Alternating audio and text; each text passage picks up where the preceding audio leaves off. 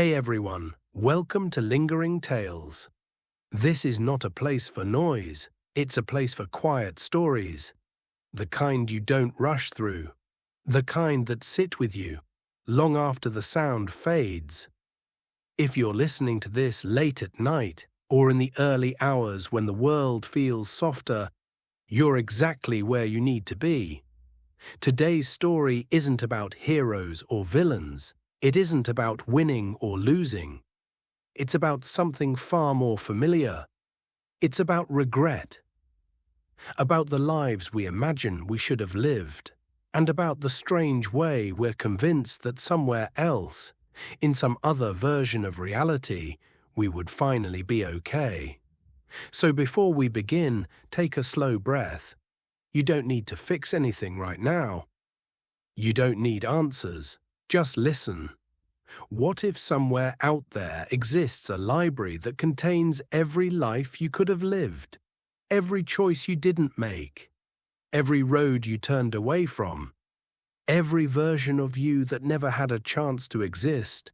What if you could walk through that library, run your fingers along the spines of those books, each one labeled with a different life, a different you, not as a dream, not as imagination, but as something real? This is not a story about escape. This is not a story about happiness. This is a story about survival. This is The Midnight Library by Matt Haig. At 35, Nora Seed feels like a black hole, not empty, but collapsing, a dying star pulling everything inward. Light, hope, meaning. She lives in a quiet grey town called Bedford. The kind of place where days pass without leaving a mark, where life doesn't fall apart all at once, but slowly, quietly, until one day you realize you've been holding your breath for years. Nora isn't dramatic about her sadness. She doesn't cry in public. She doesn't demand attention. Her pain is quieter than that. It shows up as exhaustion, as hesitation, as the feeling that every choice is already wrong before it's made. And then, in less than 27 hours, everything she was barely holding together collapses. It starts with her cat, Voltaire. He's found dead by the side of the road. To anyone else, it might seem small, just a pet, just an animal. But grief doesn't measure loss logically. Voltaire was routine, he was presence. He was the sound in the apartment that reminded her she wasn't completely alone. And suddenly, that sound is gone. Before the grief can even settle, humiliation takes its place. Nora is fired from her job at a small music shop. Not because she's bad at it, but because she looks sad. She's told she brings the place down, that customers don't want to see someone who looks like her. As if sadness were contagious, as if pain were a moral failure. Then she runs into an old bandmate, someone who once shared her dreams. He tells her she ruined their future, that her fear held everyone back, that she was the reason they never made it. And the worst part isn't that he might be wrong. It's that she already believes him. Her brother doesn't return her calls. No argument, no explanation, just silence. And sometimes silence feels like confirmation that the worst things we believe about ourselves are true. By 11:22 p.m. on a Tuesday night, Nora reaches a conclusion that feels painfully reasonable. The world would be better without her in it, not because she hates life, but because she believes she has already failed at it. She leaves a note saying she has nothing left to give, and she steps out of her life. But this is not where the story ends, because Nora does not die.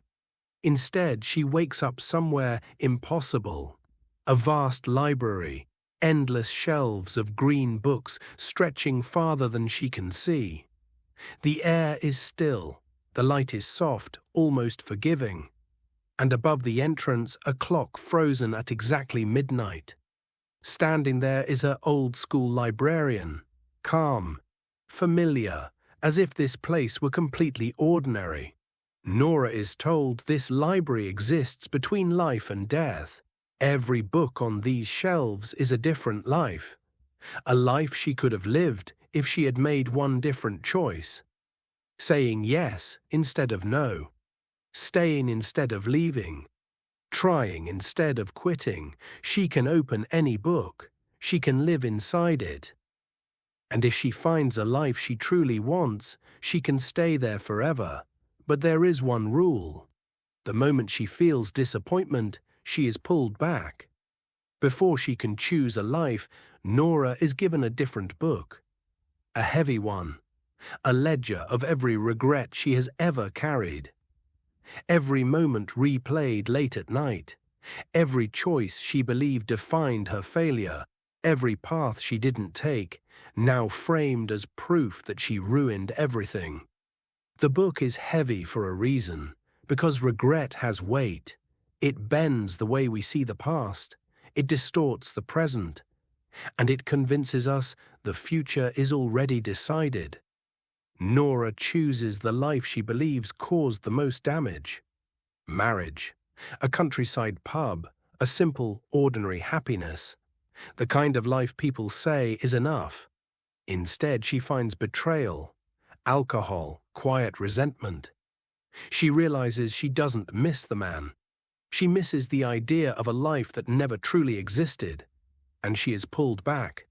She tries again, this time something smaller, her cat. In this life, she keeps Voltaire indoors, safe, protected, and he still dies. That's when something inside her softens. Some losses are inevitable, some regrets are lies we punish ourselves with. Her cat lived his longest, happiest life because she let him be free. Not every ending is a failure. Nora begins chasing extremes. If small lives disappoint her, maybe greatness will save her. She becomes an Olympic champion.